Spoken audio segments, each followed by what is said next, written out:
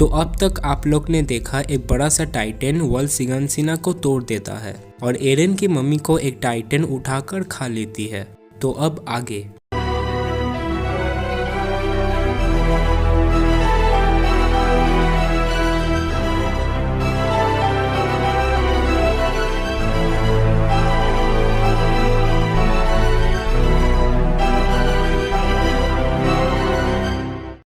Episode start होता है जहां से एपिसोड 1 खत्म हुआ था।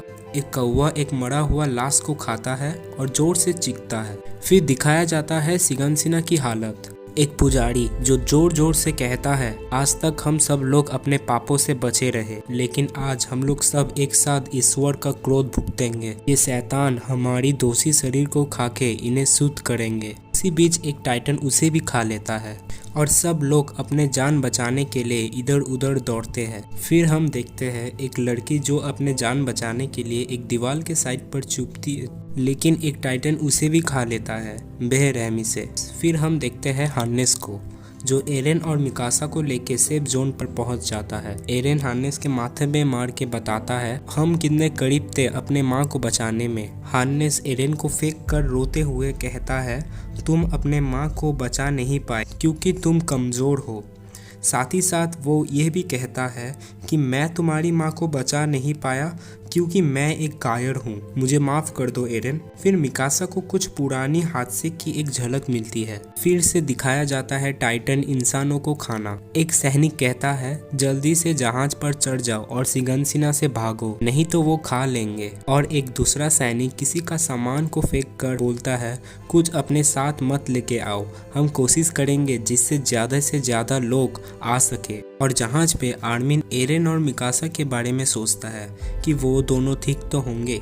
तभी वो एरन और मिकासा को देखता है, लेकिन आर्मिन एरन का चेहरा देखकर घबरा जाता है और उसका ग्रैंडपा कहता है उससे बात मत करो, बेचारा बच्चा जरूर किसी को खोया होगा। फिर एक सैनिक दूसरे सैनिक को तोपे तैयार करने को बोलता है। तभी कुछ टाइटन उनके ओर आता है, इसलिए वो सैनिक वॉल मारिया का गेट को बंद करने बोलता है। परंतु हार्नेस कहता है अभी भी बहुत लोग वॉल मारिया से निकला नहीं है, अभी गेट बंद मत करो। लेकिन वो सैनिक कहता है अगर अभी बंद नहीं किए तो टाइटन गेट के अंदर आ सकते हैं, जिससे दूसरा शहर भी तबाह हो सकता है। और तभी एक 15 मीटर का टाइटन आता है जो बाकी टाइटन से एकदम अलग दिखता है और वो गेट के ओर भागने लगता है। बहुत सैनिक उसको रोकने के लिए उसके ऊपर तोपे चलाता है, पर उस पे उसका कुछ असर नहीं होता और वो गेट तोड़ देता है। फिर सीन चेंज होता है और दिखाया जाता है वर्ल्ड रोज स्ट्रोस डिस्ट्रिक्ट पर कुछ बड़ा अथॉरिटीज अपने में कहता है टाइटन सिगानसीना में घुस गया है। मैं विश्वास नहीं कर सकता इतने साल बाद टाइटन हमें फिर से मारने आ गया। फिर और एक जन कहता है विश्वास करो या ना करो सिगानसीना हम खो लिए। अब सवाल उठता है वॉल मारिया कैसा है। फिर एक सैनिक आके कहता है टाइटन ने वॉल मारिया को भी तोड़ दिया